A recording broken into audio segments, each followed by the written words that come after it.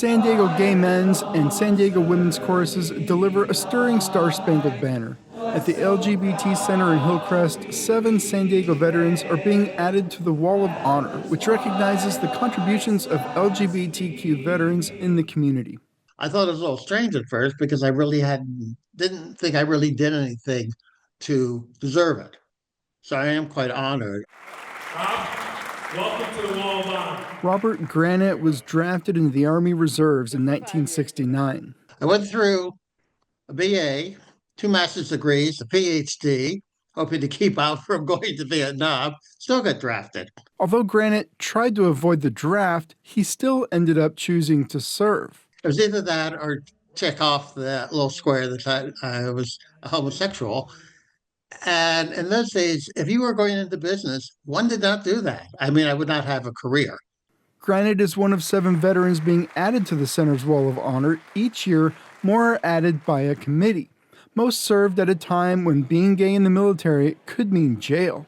Serving in such a discriminatory environment was a challenge Pele Crone says she was up for. When she joined the Army in 1978, she was one of the first women in an integrated platoon at boot camp, and she refused to stay in the closet.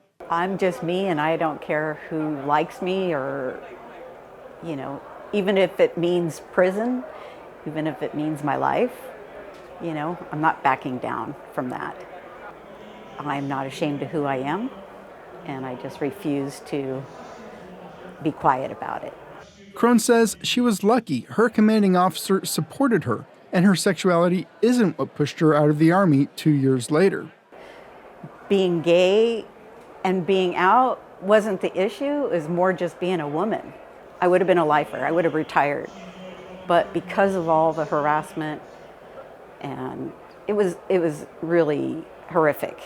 We spoke to several LGBTQ veterans, and it's not unusual to hear of people serving just one tour, if even that. For decades, LGBTQ people were barred from military service. Don't Ask, Don't Tell took effect in 1994 and allowed them to serve, but only by staying closeted. In 2011, the ban was finally lifted. Randy Hedgecock is a Marine veteran who says joining the service was one of the best days of her life. But after a year and a half, she was discharged due to what the Marines said was sexual perversion.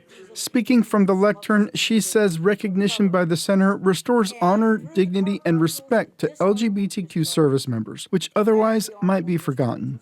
We found it necessary to hide ourselves. Leave no man behind. We were not only left behind, we were tossed out. Our service was not valued equal to any other military member. Left at the hands of those who hated us, it would all have been erased. Crone says inclusion in the Wall of Honor is vindication after what she endured in uniform, battling discrimination and sexual harassment. A lot of people tried to shame me and have tried to shame me throughout by telling me to shut my mouth, you're causing trouble, just let it be, just ignore it. So that's what the acknowledgement for me is about, is like, wow, I finally get recognized instead of being shamed, right, for it. Hedgecock had her discharge upgraded last year. In September, the Pentagon proactively upgraded discharges for veterans forced out under Don't Ask, Don't Tell. But service members discharged prior to 1994 must individually request such upgrades. Those discharge statuses are the subject of a federal lawsuit now working its way through the courts. Andrew Dyer, Kpbs News.